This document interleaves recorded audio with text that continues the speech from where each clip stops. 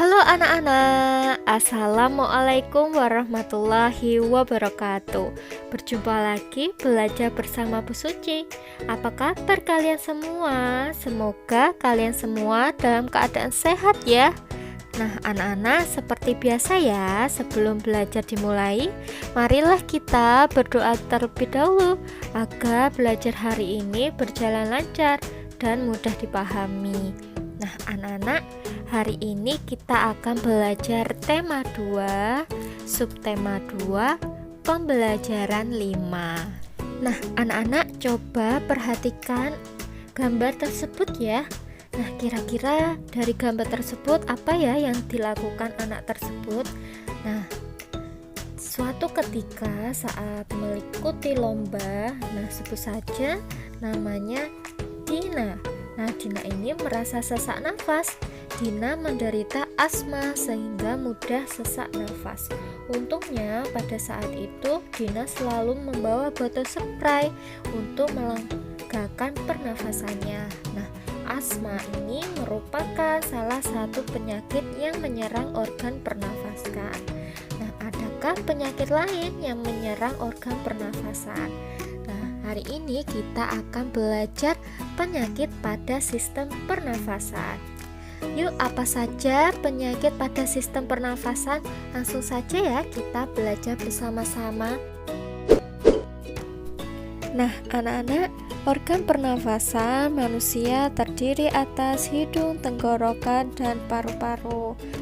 Nah, berikut beberapa contoh gangguan pada sistem pernafasan manusia.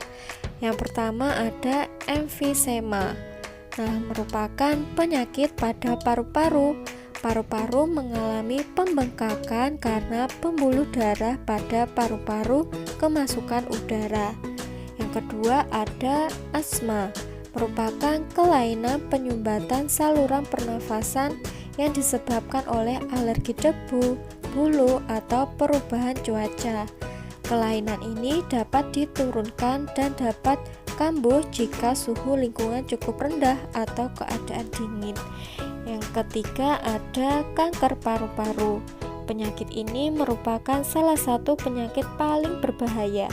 Sel-sel kanker pada paru-paru terus tumbuh tidak terkendali. Penyakit ini lama-kelamaan dapat menyerang saluran tubuh.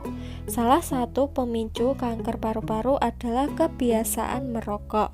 Yang keempat ada tuberkulosis dengan TBC, merupakan penyakit paru-paru yang disebabkan oleh Mycobacterium tuberculosis. Bakteri tersebut menimbulkan bintil-bintil pada dinding alveolus. Jika penyakit ini menyerang dan dibiarkan semakin luas, dapat menyebabkan sel-sel pada paru-paru mati. Akibatnya, paru-paru akan menguncup atau mengecil.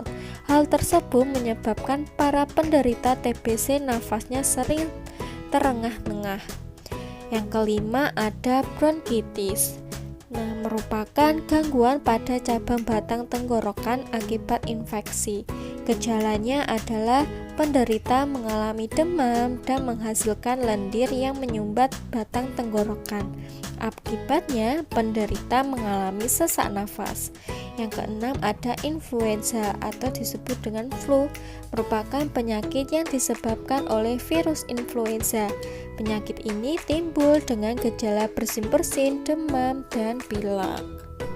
Anak-anak, berdasarkan bacaan penyakit pada sistem pernafasan di atas, anak-anak bisa menuliskan dengan membuat pertanyaan beserta jawabannya. Misalnya, kata tanya apa? Pertanyaannya, apa penyebab penyakit emfisema? Jawabannya, paru-paru mengalami pembengkakan karena pembuluh darah pada paru-paru kemasukan udara. Kata tanya siapa?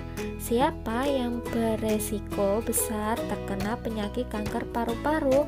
Jawabannya, para perokok akan beresiko besar terkena penyakit kanker paru-paru. Kemudian kata tanya di mana? Nah, di mana terjadinya infeksi pada penderita penyakit bronkitis?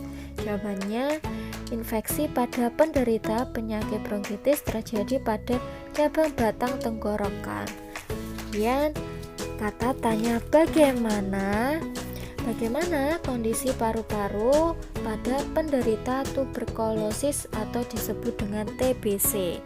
Nah, jawabannya kondisi paru-paru pada penderita TBC menguncup atau mengecil. Nah, kemudian kata tanya mengapa? Nah, mengapa penderita TBC bernafas dengan terengah-engah? Jawabannya penderita TBC bernafas dengan terengah-engah karena kondisi paru-paru yang mengucup atau mengecil. Nah, anak-anak, selanjutnya ada beberapa gambar tarian daerah menggunakan properti. Misalnya tari piring menggunakan properti piring, tari payung menggunakan properti payung, tari serimpi menggunakan properti selindang atau sampur, tari jengger menggunakan properti kipas dan selendang atau sampur. Nah, anak-anak, dari sini sudah paham? Bagaimana anak-anak sudah paham?